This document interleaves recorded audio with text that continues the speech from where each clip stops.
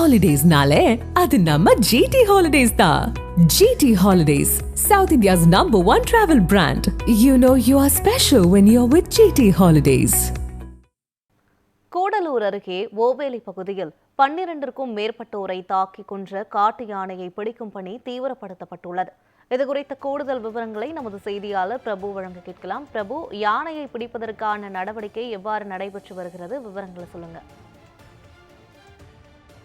நீலகிரி மாவட்டம் கூடலூர் ஓவேலி பகுதியில் கடந்த சில வருடங்களாக 12க்கும் மேற்பட்டோரை தாக்கி கொன்ற தொடர்ந்து பொதுமக்களை அச்சுறுத்தி வரும் ராதாகிருஷ்ணன் என்ற காட்டு யானையை பிடிக்க வேண்டும் என அப்பகுதி மக்கள் தொடர்ந்து பல்வேறு கோரிக்கைகளை முன்வைத்து வந்த நிலையில் தமிழ்நாடு முதன்மை தலைமை வன உயிரின பாதுகாவலர் காட்டு யானையை பிடிக்க உத்தரவிட்டார். இதனைத் தொடர்ந்து முதுமலை புலிகள் காப்பக கலை இயக்குனர் மற்றும் மாவட்ட வன அலுவலர் ஆகியோர் தலைமையில் தேவாலா வனச்சரகர் சஞ்சீவ் முன்னிலையில் யானைக்கு சிறப்பு காட்டு யானையை பிடிக்க சிறப்பு குழு அமைக்கப்பட்டு கடந்த 7 நாட்களுக்கும் மேலாக 4 கும்கி யானைகள் உதவியுடன் காட்டு யானை நடமாட்டத்தை கண்காணித்து பிடிக்கும் பணியில் ஈடுபட்டு வருகின்றனர்.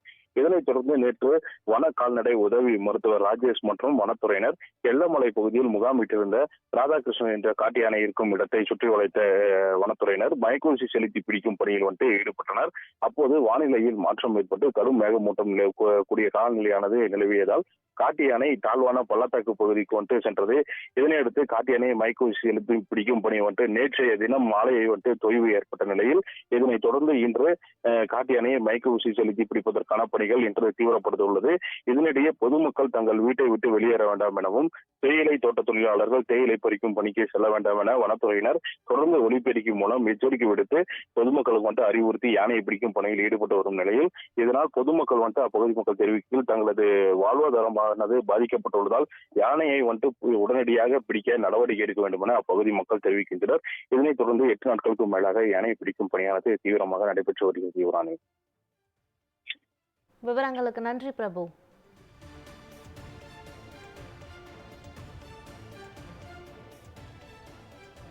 இந்த ஆனையோட பிரச்சனை பயங்கரமான பிரச்சனை. ஆனா புலின்னு சொல்லி இங்க 8-10 பேரை பிடிச்சாச்சு. போன வாரம் கூட ஒரு ஆளை பிடிச்சாச்சு.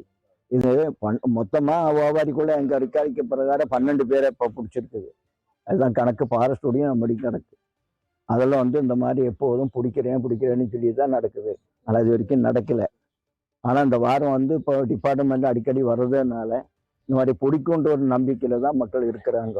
அதனால எல்லாரும் வேலைக்கு போகாம அங்கே இங்கெல்லாம் கஷ்டப்பட்டு இருக்குது. இந்த ஆனை எந்த பக்கம் வரும்னு சொல்ல முடியாது, அந்த நிலைமையில இருக்குது.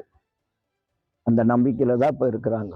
இங்கே எல்லாரும் வேலைக்கு போகிறதுக்கும் நிம்மதியோட தூங்குறதுக்கெல்லாம் முடியாது. ஸ்கூல் பசங்க, அது பஸ்ஸு போக்குவரத்து இதெல்லாம் பாதிக்கப்பட்டிருக்கு இந்த ஆனை பிரச்சனைனால.